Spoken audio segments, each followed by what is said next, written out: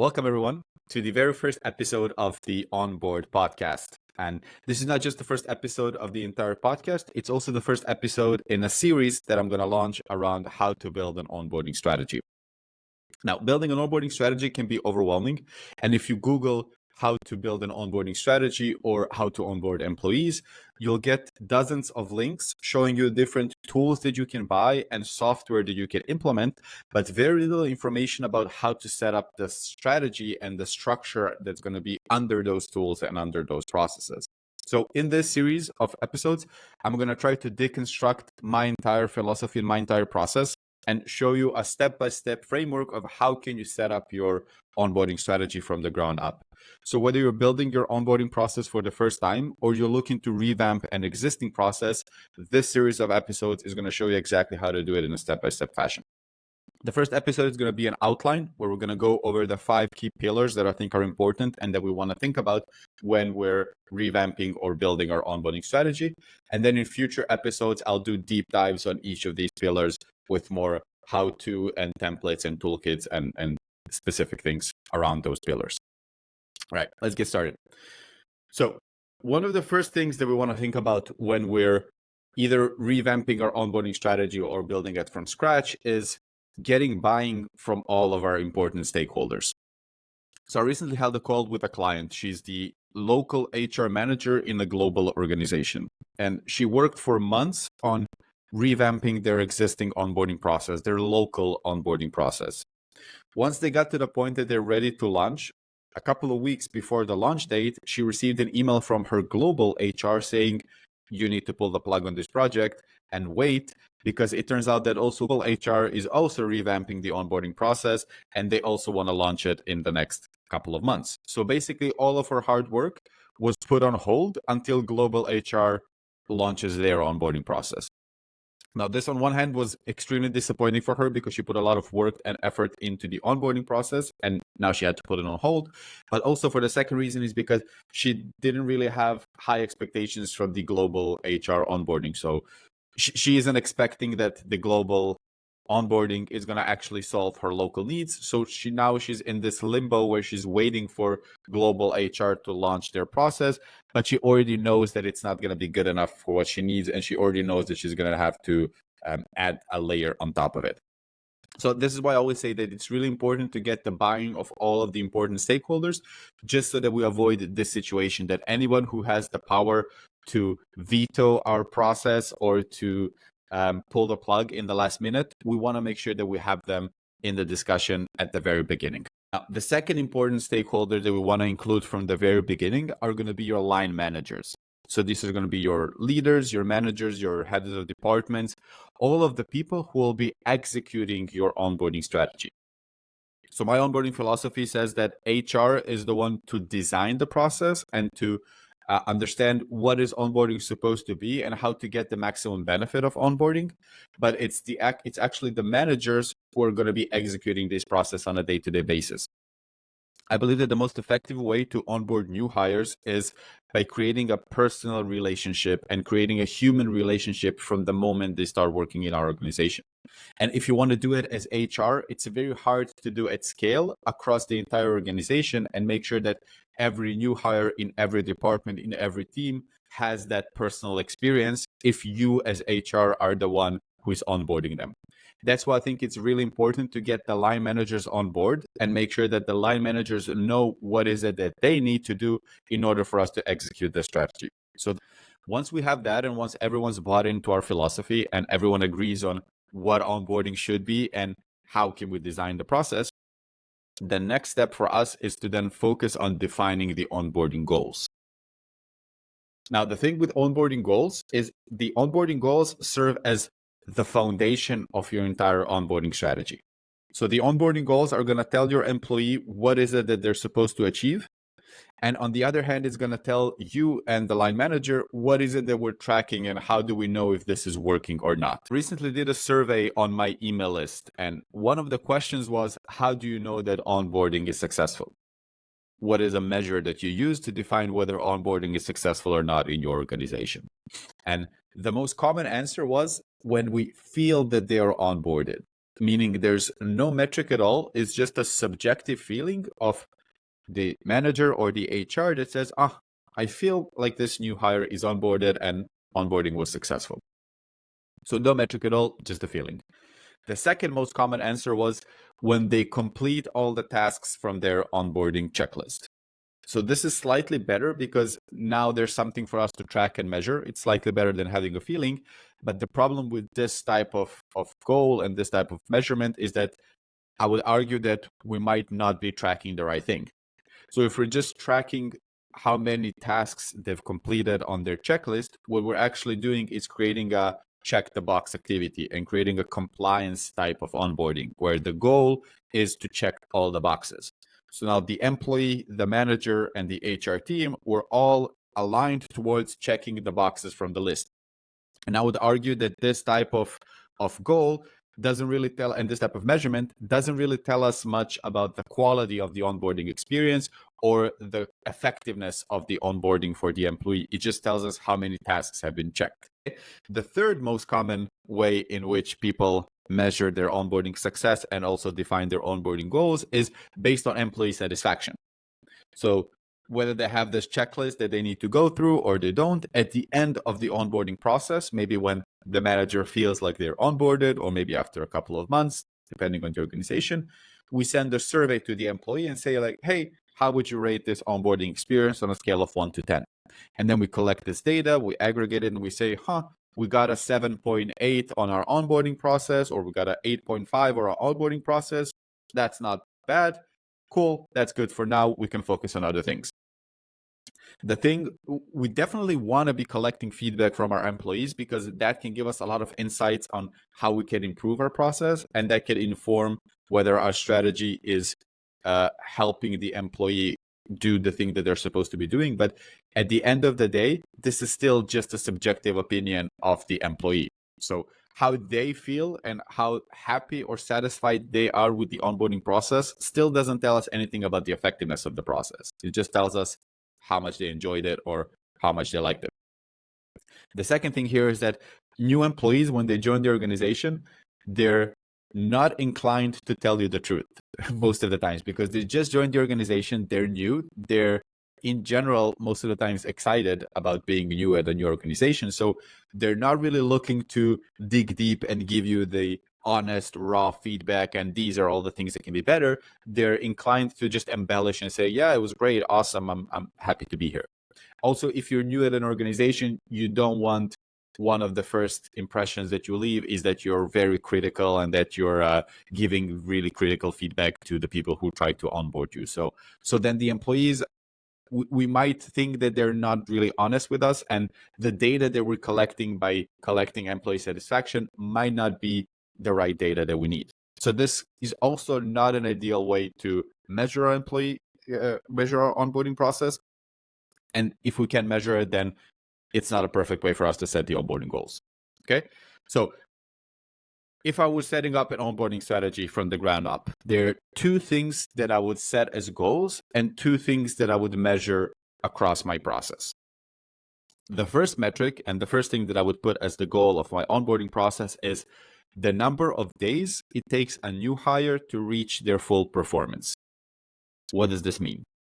When you hire this person, when you hire this role, there's a certain performance outcome that we expected from them. There's a reason why we hired them in the first place. That is what we call their full performance, their final performance, the thing that we want to get out of them. So for example, if you're onboarding a sales role, their full performance can be the number of deals they close or the amount of revenue they generate, right?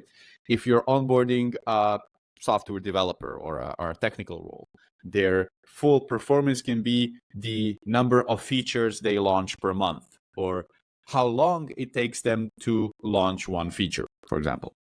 If you're onboarding a customer success or a customer service role, it can be the number of tickets that they've resolved in a month or the average time it takes them to respond to a certain ticket.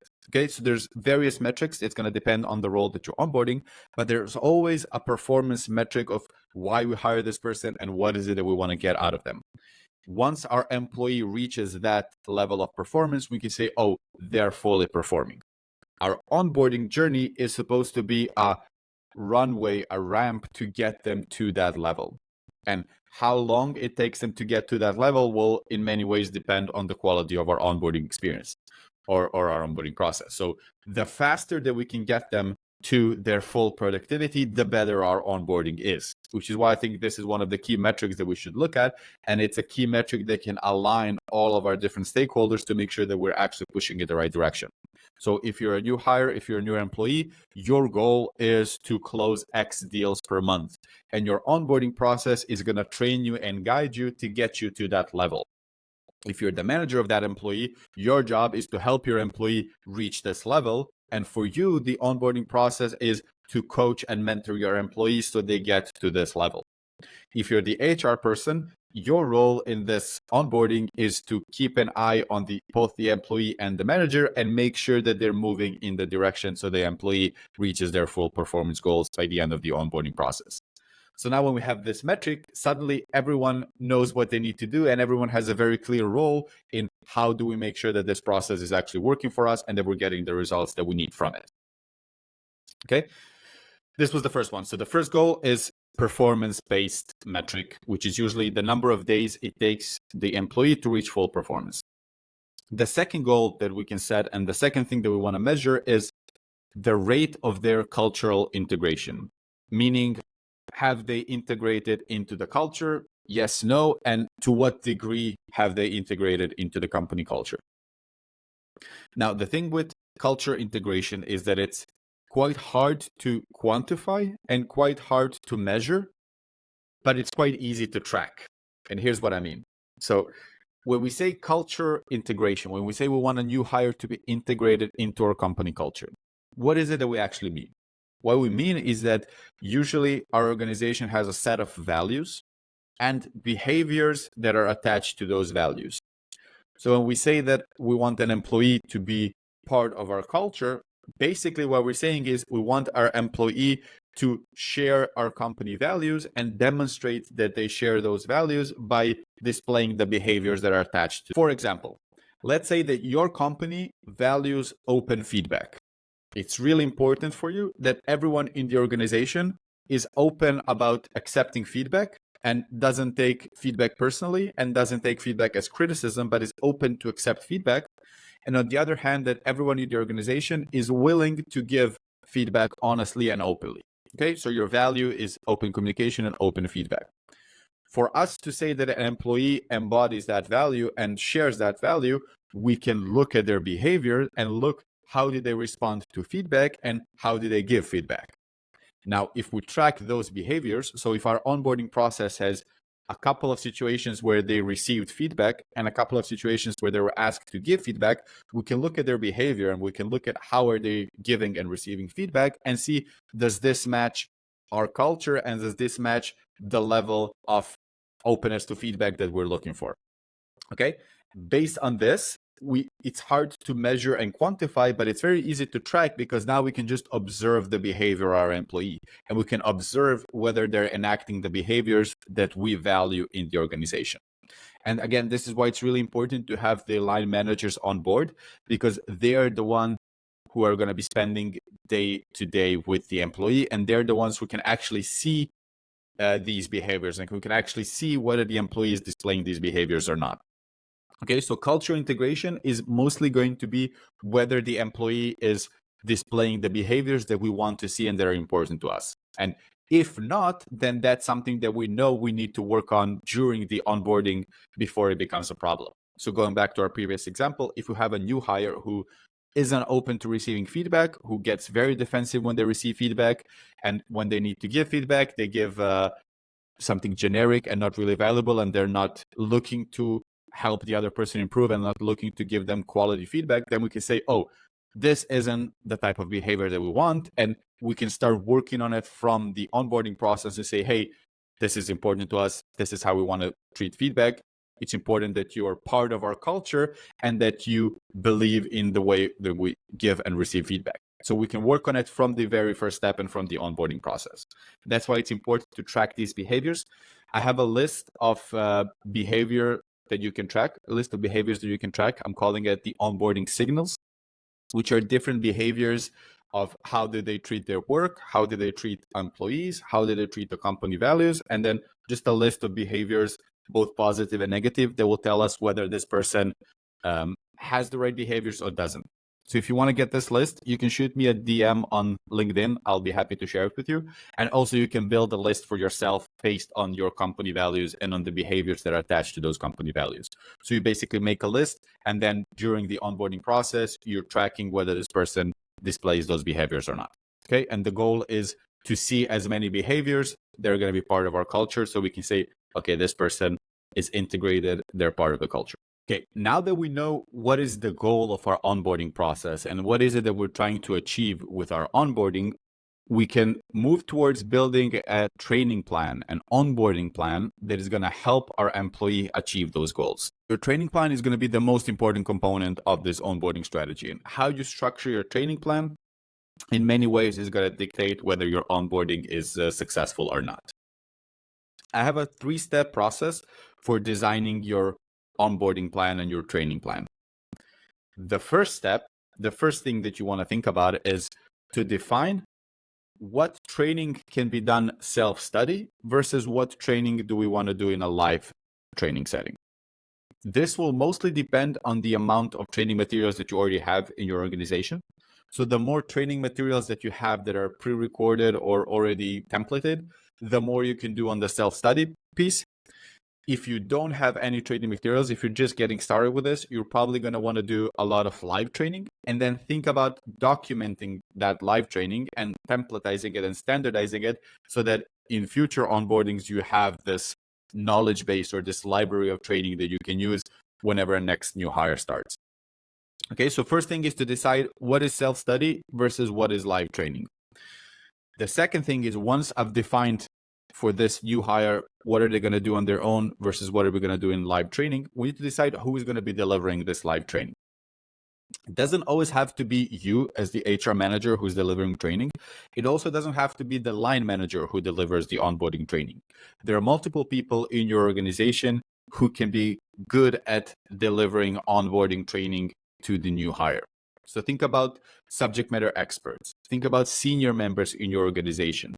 Think about assigning a buddy or a mentor, which can be a peer who can also deliver the onboarding training, especially someone who maybe recently started as well. So someone who started just a couple of months ago, they're going to be in a great position to deliver training to the new hire because they've just been through that process. They know all the questions, they know all the concerns, they know all the emotions that the new hire is feeling. So they're in a great position to actually help them get from where they are to where the buddy or mentor is in this case. Okay, so even if you're not the one who's delivering all the training, it's still your responsibility, in my mind, to create a training calendar for this new hire and to make sure that everyone who is delivering the training, whether that's a subject matter expert, a senior member in your organization, a mentor, the line manager, whoever it is, they need to have the information up front. What is the training that I'm going to be delivering? What is the goal of the training? They need to be enabled with the right resources. They need to have it booked in their calendar. Right? We need to set expectations from everyone who's involved in training our new hire. And this is something that we can do upfront, even before our new employee starts. Second thing, so this was live training, defining who is going to deliver it, what are the goals, what are the resources they need to make sure that the live training is successful. Now, for all of the self-study training that we already have, so the training library that we've collected of different articles and videos, company resources, company documents, so anything you can think of that can be self-service, that the employee can go at their own pace, that's going to help them achieve those onboarding goals that we've talked about. Now, the biggest mistake that I see people make with this self-study training, and this is probably the most important part of the entire strategy, is to make the self-study component of your onboarding a two-way street instead of a one-way street. Let me explain what I mean. So a one-way onboarding task in a self-study manner would be read this article and then check the box when you've read it. So the only thing the employee is doing here is they're reading an article and they're checking it from the list. That's a one-way task. Just you read this article. A two-way task would be read this article Then summarize the 3 main points and how you would apply them to your new role. So now the activity, the thing that the new hire is doing is reading the article and then generating their own thoughts and their own opinions about the thing that they're reading.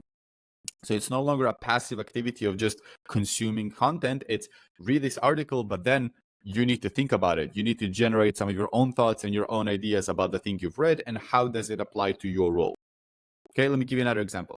A one-way task would be watch this trading video, and then the action is just watching the video, versus watch this training video and then note all the ideas and all the questions you had while you were watching it. The reason why we want to do it as a two-way plan is because now it gives us much deeper insights into what is the new hire doing while they're in their onboarding process. In a one-way onboarding plan, we just see how many tasks they've checked from the list. In a two-way onboarding plan, we not only see how many tasks they've completed, but we see all of their questions and thoughts and insights and their thought process while they were doing the onboarding tasks. And this is going to be extremely important when we talk about tracking progress and coaching our new hires through the onboarding plan, which we're going to talk about in a second. Okay. So the important thing here is that we always want to have this two-step process for our onboarding tasks, where it's do this, read an article, watch a video, have a conversation with a colleague, whatever, watch a presentation, whatever it is, and then give us some of your output. Give us your thoughts, give us your ideas, give us your questions, do something with the content. There's always a do this, then that to our onboarding plan.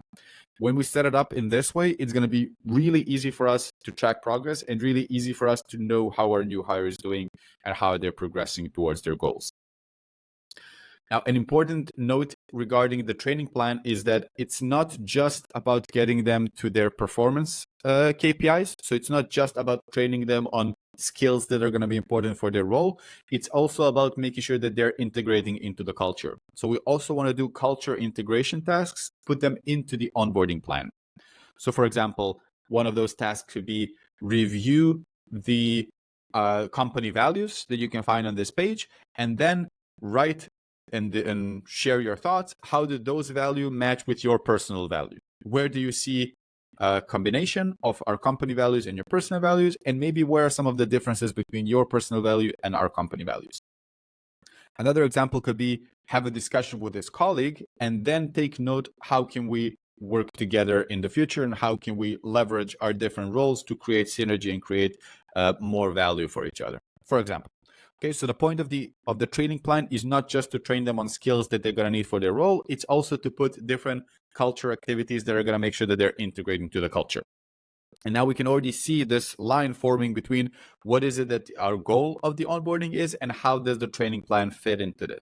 So the training plan actually pulls them towards their goals the entire time. Okay, so we have the buy-in from our stakeholders. We know what are the goals and what is it that the new hire is supposed to achieve. And we have a training plan that's going to help them get there. That both consists live training and self-study materials. We're asking them to reflect and to think about everything they're doing and to document their thoughts, questions, and ideas. The next step that we want is to track progress and make sure that they're moving through their plan towards the goals that we've set for them. So your check-in routine, your tracking progress is essentially a 1-hour meeting per week where we're going to cover all of the important topics that we want to discuss with our new hire. And this is something that I think the line manager is in a perfect position to do. They already have regular one-to-ones with their new hire, hopefully. Hopefully they have regular one-on-ones with their new hire. And the way that we structure that one-on-one during the onboarding process is actually going to give us this ability to track progress and to make sure that our new hire is moving through the onboarding plan towards their goals. This check-in routine has 3 steps, 3 topics that you can templatize, and every time a new hire starts, every week they're going to have this templatized one-on-one with their line manager to check in how they're doing. So the check-in meeting has 3 components and 3 topics. The first one is just how are you doing? Okay, that's the big question. And the first topic in the meeting is to just check how are they feeling? How are they feeling about their role? How are they feeling about the team? How are they feeling about the organization they're in, right? Before we jump into the work stuff and the tasks and the projects and everything, we want to make sure that we're checking in with the person that we've onboarded. And this is what we talked about in the beginning of creating this personal relationship. It often comes from these moments in these conversations where it's not just about work, it's also about how are you feeling? How can I help? What do you need from me? Okay. So a couple of questions that your manager can ask in this meeting is, how are you feeling? What got you excited during the previous week?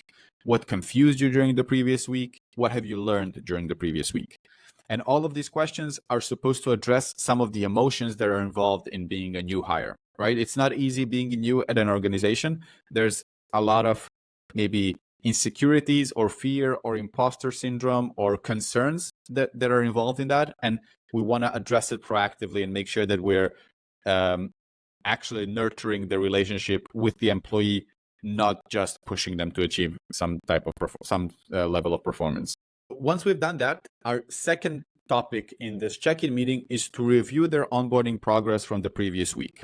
And this is why it's really important to have that self-study plan, that two-way self-study plan, because now we have all of their thoughts and inputs and ideas from the previous week, which we can discuss. So we can review what tasks they have completed and also what questions they had during those tasks. What ideas did they have? What thoughts, what insight did they get? And now all of these become prompts and conversation starters for us to have a conversation about that. So instead of just going through the list of checking tasks and saying, okay, yeah, cool, you've completed your onboarding, we're now having the right discussions about all of these things.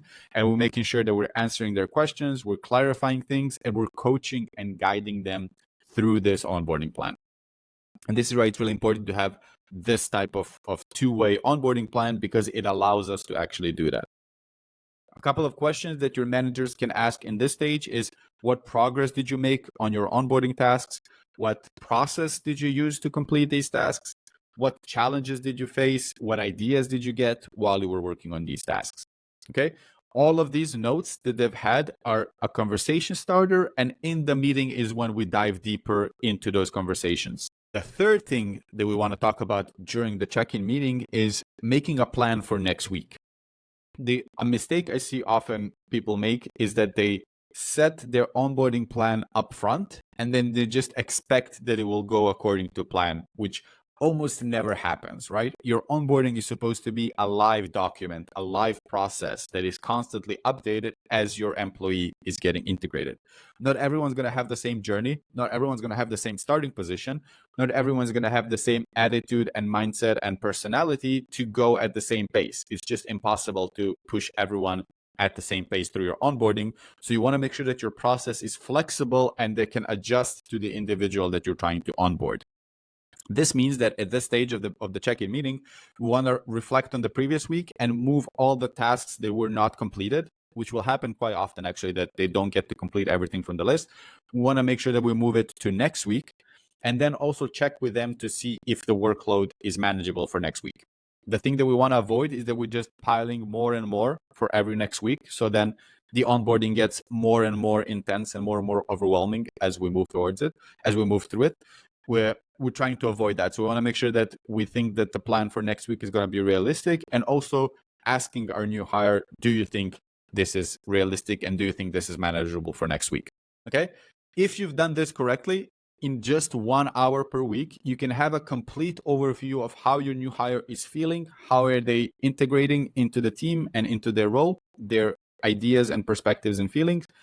How much have they done in the previous week? What have they learned? What questions did they have? What concerns, what challenges did they face? And you have a plan for next week. What is it that they're supposed to be doing next week? And all of this can happen in just 1 hour per week. All right, so at this stage, we've got buy-in from a leadership team, and we made sure that everyone's on board with our onboarding philosophy. We've defined the onboarding goals so that everyone who's included, all of the stakeholders, know what is it that we're trying to achieve, and we're all working towards the same goals. We've built a training plan that's going to help our new hire move towards those goals and achieve those goals in the shortest time frame possible. And we have a structure for our manager to check in 1 hour a week and make sure that everything is going according to plan, and also adjusting the plan, making sure that the plan stays realistic and stays manageable and achievable as the onboarding progresses.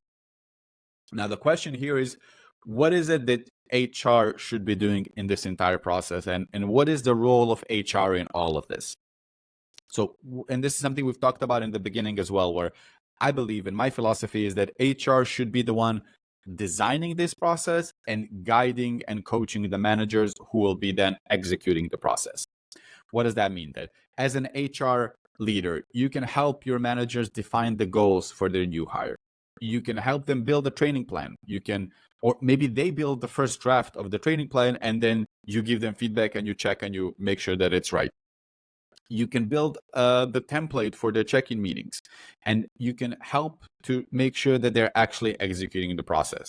The employee has their goals and they're supposed to achieve those goals. The manager, their goal is to help the employee achieve those goals. And as the HR, your goal is to help the manager to help the employee to achieve those goals. And that's how I think the chain should look like, of who helps whom achieve what. Okay, so we go from the goals to the employee to the manager to the HR. And as I said before, the training plan is going to be one of the most important components of all of this, and especially this two-way training plan, because now as HR, you can also keep track and follow what is it that the manager is doing and what is it that the new hire is doing. So you can see how many check-in meetings have they had and what was the discussion in those check-in meetings. You can see how many tasks has the employee completed and what is their reflection, what is their thought going through those tasks. So you have this overview and this high-level perspective where you can actually keep an eye on all of the onboardings that are happening across your organization. So you're not really losing control. You still know what's going on and you're still in charge of the process. You're still owning the process, but it's the managers that are executing it locally, and you're there to help and support them. So a lot of times when I talk to HR leaders, they understand this. They have this idea of, yes, this is what onboarding should look like. But in reality, our managers are just not on the right level. They're not doing the right things. They're not coaching their employees. They're not training their employees. We don't have a open communication with them. We're not collaborating with the managers in the way that we should. And that's where I think your biggest role as an HR in order to make the strategy work is to actually enable your managers to execute the strategy. Because we can sit and we can design the perfect onboarding strategy and we can build the perfect onboarding plan. But if it doesn't get executed on a daily basis, on a weekly basis between the employee and their manager, we're just not going to get the results that we're looking for. Okay. So your biggest mission, your biggest task in all of this is to help and support the managers to make sure that they know what is it that they're supposed to be doing and that they are helping their employee achieve the goals that we set for everyone. Okay, this is the overview. This is the strategy. This is what I teach. This is what I preach. In future episodes, I'm going to dive deeper into each one of these components. We're going to talk about how do we get buy-in? How do we have this meeting with our leaders, with our business stakeholders? How do we convince them that this is the right onboarding philosophy? How do we build a training plan? How do we make sure that it's interactive, that it's a two-way street, that it's easy to use for the manager, it's easy to use for the employee? What are different goals that we can set, and how do we set specific goals per role depending on the seniority and the department they're in? So all of these topics we're going to cover in future episodes of the Onboard podcast. So if this is something you're interested in, if you're thinking about revamping your process or setting up an onboarding from scratch, you're definitely going to want to follow this podcast, because this is going to be everything you need in order to build an onboarding process successfully. Now, a second place where I will want to take you is my LinkedIn profile, where you can find me. I'm Nik V on LinkedIn. There, I'll share daily tips and tricks and advice on how you can onboard your employees. And I also share a bunch of templates and experiences from organizations from around the world that I'm working with. So these are the two main places where you should go if you want to learn more about onboarding. And if you have any questions or if you want to talk about this in detail, feel free to send me a DM on LinkedIn. I'll be more than happy to take a look at your specific situation and see if I can help you directly with your onboarding process. That's it, everyone, for episode number 1. Thank you so much for joining. Thanks for tuning in, and I'll see you in the next one.